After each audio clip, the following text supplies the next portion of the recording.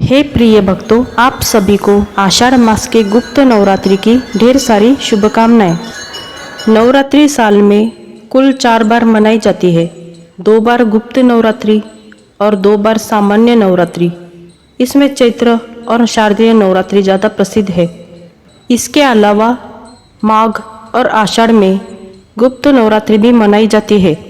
इस बार 6 जुलाई यानी आज से आषाढ़ माह के गुप्त नवरात्रि शुरू होने जा रही है और इसका समापन 15 जुलाई को होगा। इस साल आषाढ़ मास के गुप्त नवरात्रि में माता रानी की सवारी घोड़ा है। गुप्त नवरात्रि गोपनीय साधनाओं के लिए ज़्यादा महत्वपूर्ण मानी जाती है। इसमें शक्ति प्राप्त की जाती है और बाधाओं का नाश करने का वरदान मांगा जाता है। सामान्य नवरात्रि में आमतौर पर सात्विक और तांत्रिक पूजा दोनों की जाती है। वहीं गुप्त नवरात्रि में ज़्यादातर तांत्रिक पूजा की जाती है। गुप्त नवरात्रि में आमतौर पर ज़्यादा प्रचार नहीं किया जाता है। अपनी साधना को गोपनीय रखा जाता है। गुप्त नवरात्रि में पूजा और मनोकामना जितनी ज़्यादा गोपनीय होगी, सफलता उतनी ही ज़्यादा मिलेगी। गुप्त नवरात्रि में भी 9 दिनों के लिए कलश की स्थापना की जा सकती है। अगर कलश की स्थापना की है तो दोनों वेला मंत्र जाप, चालीसा या सप्तशती का पाठ करना चाहिए। दोनों ही समय आरती भी करना उत्तम होगा।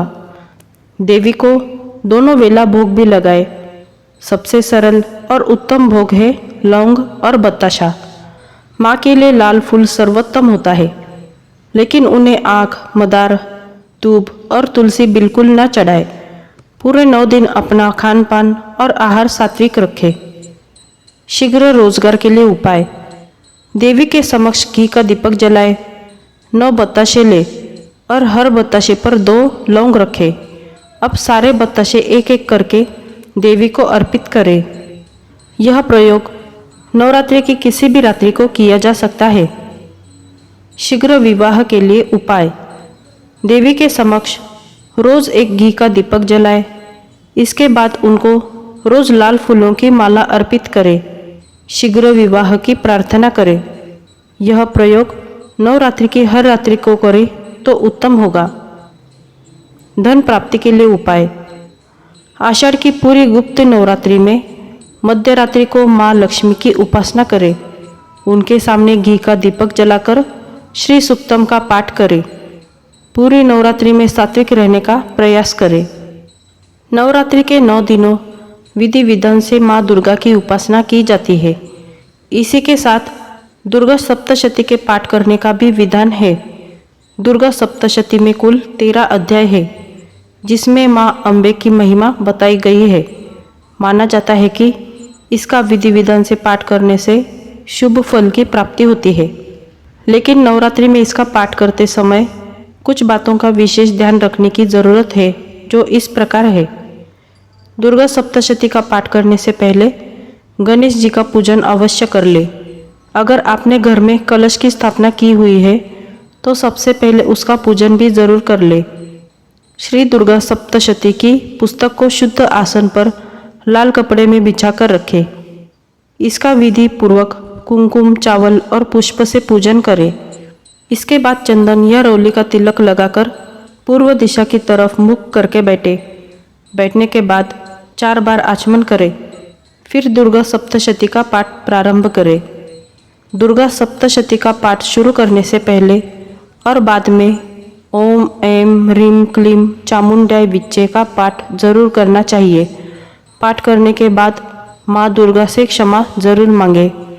ध्यान रहे, श्री दुर्गा सप्तशती के पाठ में कवच, अर्गला और कीलक स्तोत्र के पाठ से पहले शापोद्धार करना जरूरी माना गया है। दुर्गा सप्तशती का हर मंत्र ब्रह्मा, वशिष्ठ और विश्वामित्र जी द्वारा शापित किया गया है। अतः शापोद्धार के बिना इसका सही प्रतिफल प्राप्त नहीं होता।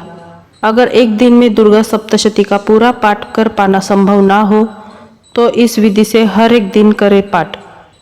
प्रथम दिन 1 पाठ प्रथम अध्याय, दूसरे दिन 2 पाठ द्वितीय, तृतीय अध्याय, तीसरे दिन 1 पाठ चतुर्थ अध्याय, चौथे दिन 4 पाठ पंचम, षष्ठ, सप्तम व अष्टम अध्याय। पाँचवें दिन 2 अध्यायों का पाठ नवम दशम अध्याय। छठे दिन 11वां अध्याय।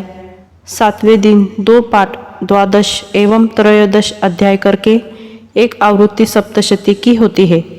अगर श्री दुर्गा सप्तशती का पाठ संस्कृत में नहीं कर पा रहे हैं तो हिंदी में ही सरलता से इसका पाठ करें। श्री दुर्गा सप्तशती का पाठ करते समय इस बात का भी ध्यान रखें कि पाठ स्पष्ट उच्चारण में ही करें। दोस्तों, ये जानकारी आपको ज़रूर पसंद आई होगी। अगर पसंद आई हो तो इस वीडियो को लाइक, शेयर और हमारे चैनल को सब्सक्राइब कीजिए। आप सभी को गुप्त नवरात्रि की ढेर सारी शुभकामनाएं। जल्दी मिलते हैं अगली वीडियो में, तब तक धन्यवाद।